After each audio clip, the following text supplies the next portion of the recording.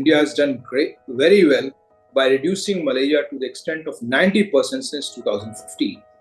And if you look at, India is supposed to end or eliminate malaria by 2027 and then sustain it for 3 years, so by 2030. If you look today, India is definitely poised for elimination if it continues with the strategies that are there.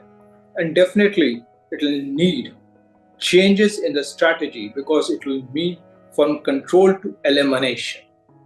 When I say control to elimination, I mean the focus will shift from reducing malaria, which is already reduced, is sustaining malaria so that it does not, and also detecting outbreaks early and taking immediate preventive measures for any outbreaks.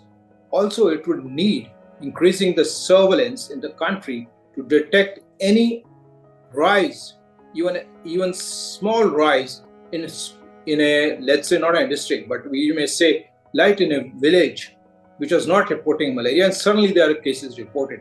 The detection has to be very fast and to be real time, and all measures need to be taken.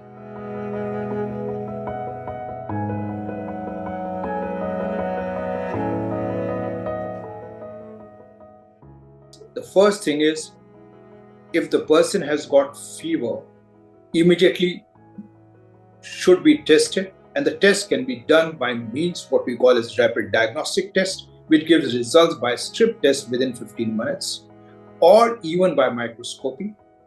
And then if found positive, based on the parasite which is present in the blood, the treatment is given immediately. This is one, what we call as early detection and treatment. Strategy number 2 looks into the control of the vectors. When we say vectors, we mean the mosquitoes which are transmitting the malaria needs to be taken care. The strategy for them is by means, conventional was by means of indoor residual spray, which was being done by means of DDT and synthetic pyrethroid, which is sprayed inside the houses.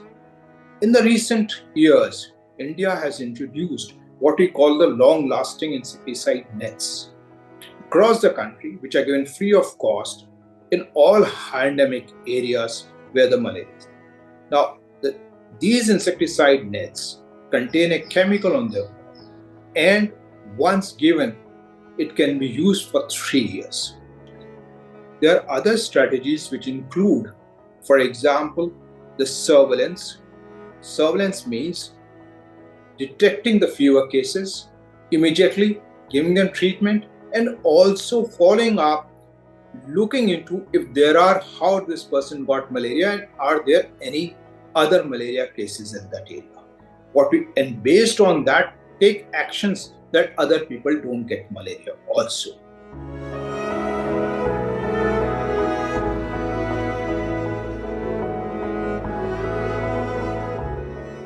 In India, basically we are dealing with 2 types of malaria. One is the Plasmodium vivax and the other is Plasmodium falciparum. The Plasmodium vivax, both are transmitted by anopheline bite of female anopheline mosquitoes. The vivax malaria mainly affects the liver. That is the main part which is affected, because in vivax, the malaria parasite does remain dormant in spite of the treatment or the incomplete treatment. It can remain dormant in the liver and can again come after 2-3 years, can again infect the person. So that is the main part affected in vivax is the liver. Definitely the transmission happens through the red blood cells which are affected. In case of falciparum, which we call as a fulminant malaria or malaria which can cause death. Now the falciparum malaria, if not treated immediately, can cause death. And the areas that are mainly affected in this is basically all multiple organs are involved. And these are because the parasites which is there in the RBCs, there is sequestration of RBCs which goes through the small arteries, like they may affect the brain, they may affect the kidneys, so they may be mainly affected. And what happens is, then we get problems, what we may call as cerebral malaria, or we may call as renal malaria. So it can infect the whole body and definitely cause death because of involvement of the multiple organs in the body.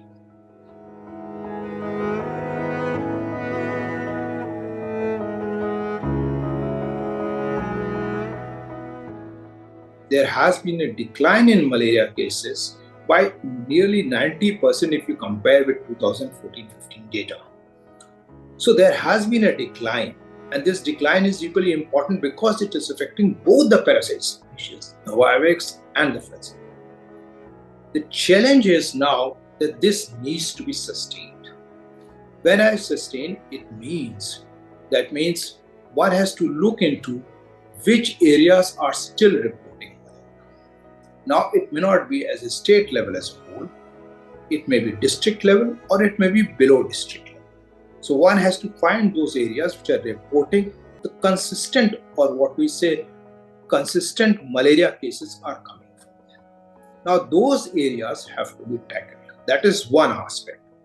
It is very important that the guidelines from the center, which are drafted by the National Center for Vector-Borne Disease Control, that is there in Delhi, are sent to the states, and states are trained into these aspects of implementing. That means the capacity building needs to take place all across the country so that they can implement all this.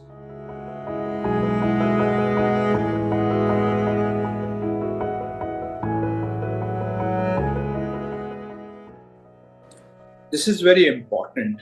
The issue is, if you look at, in India, the malaria is not reported from the higher reaches. It's mostly the cases in the peninsular India and the northeastern states. Now, during winters, definitely the malaria goes down. But with the change in the climatic factors, the temperatures rising up, especially in the foothills and hills area, there can be possibility of malaria coming in these areas. That's one. Number two is, because of increase in temperature and decreasing of the winter time, there can be transmission which used to occur, so-called seasonal transmission, can become a perennial. When I say perennial, I mean the transmission can become all year round. Number two, it will mean lot of financial resources as of now concentrating on the high malarious areas, and also looking if the newer areas comes, they will need a lot of resources to tackle these areas also. Number four is definitely the climatic factors, like we normally think, will lead to irregular rainfalls, floodings, movement of population, migration from one area to another, and all these lead to increase in malaria.